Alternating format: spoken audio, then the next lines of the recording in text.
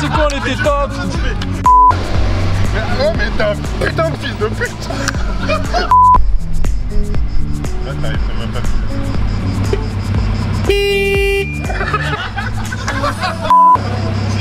Je tiens même pas sur la voiture et le... Moi j'ai la puce en feu.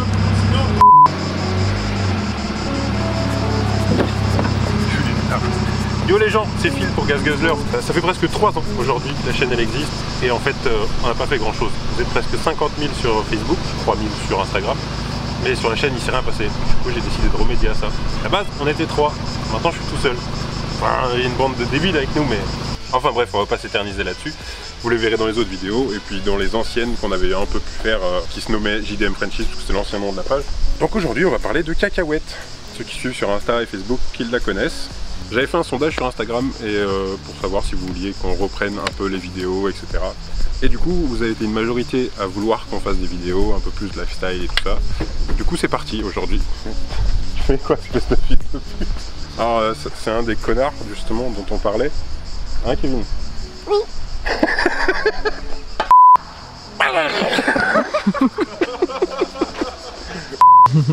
Oh putain. Qu'est-ce que c'est que ça? Tu le récupères pas, gros. Excusez-moi. Bon du coup voilà, je vous fais cette petite voix off parce que c'était mission impossible de finir un rush avec les zouaves qui faisaient les cons à côté. Si je fais cette vidéo, c'est surtout parce qu'on parle beaucoup de grosses caisses ou de petites caisses mais avec des grosses prépas, mais on parle pas souvent de petites caisses pas trop chères pour s'amuser. Et c'est typiquement ce que Cacahuète elle fait. Alors oui, on parle souvent des GT Turbo ou des 205 GTI, mais c'est des caisses qui sont devenues intouchables. Alors que là, pour moins de 1000 balles, bah t'as un truc qui marche bien, et les GTI tu les pousses.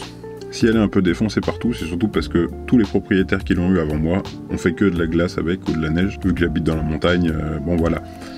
C'est un 1,8 litre 140 chevaux, elle fait moins de 900 kg, elle a un châssis de fou et une fiabilité à toute épreuve. Pour faire simple, ils ont fait la petite 323, celle que vous croisez dans les rues, en 1,3 litre essence ou en petit diesel. Ensuite, il y a la GT en 1,8 litre 140 et en 1,8 litre 128 chevaux à cause du kata. La GTX en 1,6 litre turbo 163 chevaux. Et encore au-dessus, on a la GTR avec le 1,8 litre turbo 185 chevaux en version catalysée européenne et 210 environ au Japon. Et en gros, la GT, bah, c'est un mix de tout ça. Ils ont pris un châssis de GTX, ils ont enlevé le 4 roues motrices, ils ont pris le bloc de la GTR, ils ont enlevé le turbo, et ça a donné la GT. Le seul problème de cette caisse, c'est que c'est complètement introuvable. Et au final, malgré l'édition limitée de la GTR à 2200 exemplaires, on en voit plus que des GT. L'avantage, c'est que quand on en trouve une, bah ça coûte rien, parce que la cote elle est impossible à définir, et surtout c'est des caisses vraiment géniales et super fiables. Niveau moteur, j'ai jamais rien fait dessus, une petite vidange de temps en temps. Par contre niveau châssis, je suis super attentif, parce qu'au final elle est là la source de plaisir.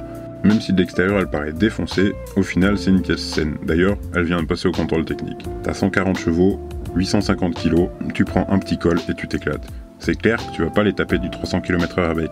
Mais quand t'es entre 80 et 90 dans un col, honnêtement, il n'y a pas besoin de plus. Avec, j'ai poussé des caisses qui font quasiment le double de sa puissance, mais c'est comme tout, dans un col, à un moment donné, il y a une limite. Honnêtement, ça fait 4 ans que je l'ai, elle m'a toujours comblé. Elle m'a jamais fait de panne. Pourtant, les démarrages à froid, les cols comme un porc-cassou, les sorties de route, etc., elle a toujours fonctionné et elle m'a jamais lâché. Et juste une fois, bah, j'ai un synchro de 3 qui m'a lâché. Bon, j'ai la chance d'avoir pas mal de pièces, donc j'ai changé la boîte et c'est reparti. C'est une caisse qui est full stock. Il y a juste le arceau. Bon, c'est un arceau qui a été fait pour à 4 h du matin, mais c'est un arceau quand même. Et la preuve, il fait bien son taf, parce que quand elle s'est retournée dans la neige, bah la voiture elle est encore là. Et oui, c'était dans la neige. C'est pour ça que les tonneaux n'ont pas fait beaucoup de dégâts. J'ai mis un petit baquet, et le silencieux, je l'ai mis seulement parce que le mien était pété. Les anti-brouillards, bah vous l'aurez deviné, c'est quand elle est en travers dans la neige, parce qu'au final, cette caisse, elle a connu que ça. Tous les propriétaires d'avant, ils s'en servaient que pour faire de la neige. Quand je l'ai acheté, elle avait encore d'ailleurs les pneus clous qui étaient complètement explosés parce que ça faisait 5 ans qu'ils n'avaient pas tourné. Enfin voilà, je trouvais important de parler de ce genre de caisse parce qu'on n'en voit pas beaucoup.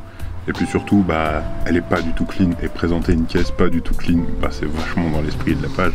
Quand tu la vois, c'est une épave. Et au final, quand tu t'en sers, tu la kiffes. Tous les gens qui l'ont essayé, ils en sont tombés amoureux. En plus, elle a une bouille assez atypique. On aime ou on n'aime pas, enfin, ça ressemble pas forcément à grand chose. Mais ça a son petit charme. En tout cas, moi, ma cacahuète, je la kiffe de ouf. J'ai 2 autres caisses à côté que je vous présenterai. Mais celle-ci, honnêtement, ce sera toujours ma préférée. Elle m'emmène n'importe où je veux aller. Bon, c'est pas le truc le plus confortable du monde. Elle a plein de défauts. Mais honnêtement, pas tant que ça. Et surtout, elle est ultra fiable. Voilà, je vais rendre l'antenne au moi du passé qui était en train de tourner la vidéo. Ouvre le capal, tu vas trouver la poignée, elle est pas si basse. Merde. Oh non, arrache pas les relais. Bah, c'est ce que j'ai fait, je crois. C'est vraiment dans son jus. Hein. Flambant neuf, jamais lavé depuis 1802. Grave, il a jamais été lavé, putain, ce bloc. Savoir. C'est ceux de la prélude. On dirait que l'armature de capot se barre. Ah non, c'est pas en direct. Ça va du Rigole, ça bouge pas. Ah si, ça bouge. C'est pas en direct.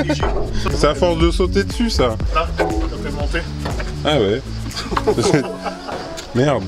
590 kilos. T'en as pas beaucoup, ça commence à cliqueter un peu. Ça commence à mieux marcher. Eh bah écoute, Il y en a pas on mal, est là. absolument pas mal du tout, qu'on n'est pas bien. On en parle de l'admission indirecte. Ah, admission air chaud. Parce que si tu mets en bas, ça prend l'eau. 298 990. 9. J'ai un deuxième bloc qui a 420 000, je crois. Acheter les stickers. Et les pare-soleil Watata aussi. Tu sais donner. Ah, y'a pas de limite. Va t'enculer, toi, tête de mort. Viens jouer avec moi sur l'autoroute. Viens jouer avec moi sur l'autoroute. Vous les Français, vous avez une grande gueule comme ça. En plus, c'est bien parce qu'on fait une vidéo, elle est propre, la voiture. Hey! Capot, bientôt, ça va être une gouttière pour la flotte. Grave. Regarde-le, ce connard qui arrive comme une pute.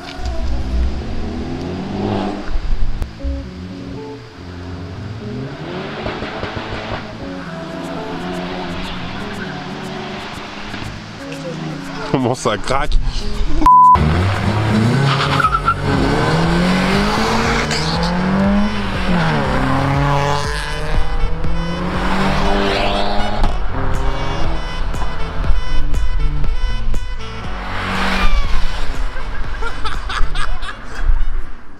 Bon voilà, j'espère que cette vidéo elle vous a plu. N'hésitez pas à vous abonner, la petite cloche de notification, le pouce en l'air, le commentaire. Putain, faut tout faire maintenant, c'est n'importe quoi. Et moi je vous dis à la prochaine vidéo. Bisous.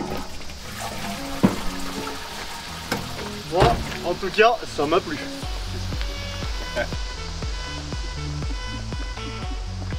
Sur ce, à la Tu prochaine. fais quoi toi?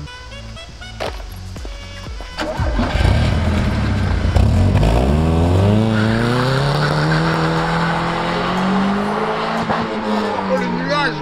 Oh le nuage. Ah, c'est un fils de pute, voilà. Là il m'a consommé 1 litre d'huile là.